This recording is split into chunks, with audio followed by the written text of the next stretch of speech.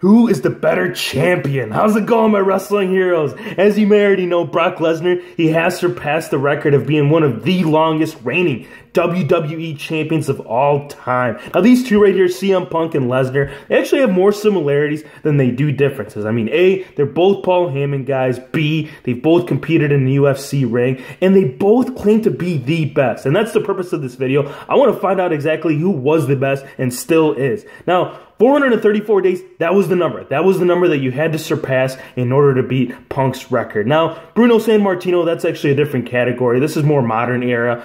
Lesnar, 434 days and climbing, and he's not supposed to defend that title until SummerSlam, so that number is only going to keep going up. So right there off the get-go, we're going to chalk one up to Lesnar. Punk, out of those 434 days, he had 141 title defenses. That kind of makes it sound like he was competing every other night, and in a way he kind of was. He was doing house shows, but the overall number for Lesnar, 10. And no, I'm not kidding. 10 in well over a year. And that upsets me. And I think that upsets a lot of fans. It just doesn't make sense to have this man hold the title if he's not doing anything with it. So that's one for Punk. Now, as far as in-ring performer, Brock Lesnar, the man only knows 2, maybe 3 moves. Okay, I'm kidding. He probably knows about 5 or 6. I mean, the guy will do 16, anywhere between 16 to 20 suplexes in a match. That's not really wrestling, dude. Look, in the UFC, I know that you hold the upper hand in that. If you guys didn't see the fight on Saturday, oh my gosh, don't.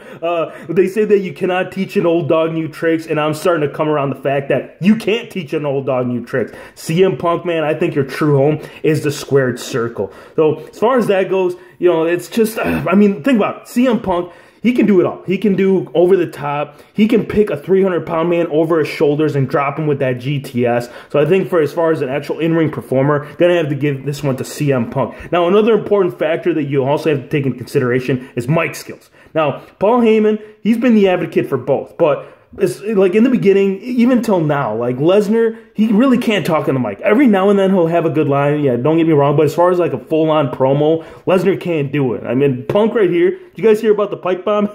If you haven't, I mean, that sums it up. This man was great on the mic with or without Paul Heyman. So I think if you bring up all the numbers as far like the overall, because I mean, for a champion, there's a lot of things, right? You got to be a good actual in-ring performer. You got to have the mic skills. You got to be a defending champion. Lesnar, come on, man. So I'm going to give this one overall to CM Punk. Drop it in the comment section, though. Would love to hear your thoughts as to who you enjoyed more as the champion, as one of the longest champions in WWE history. Until next time, everybody.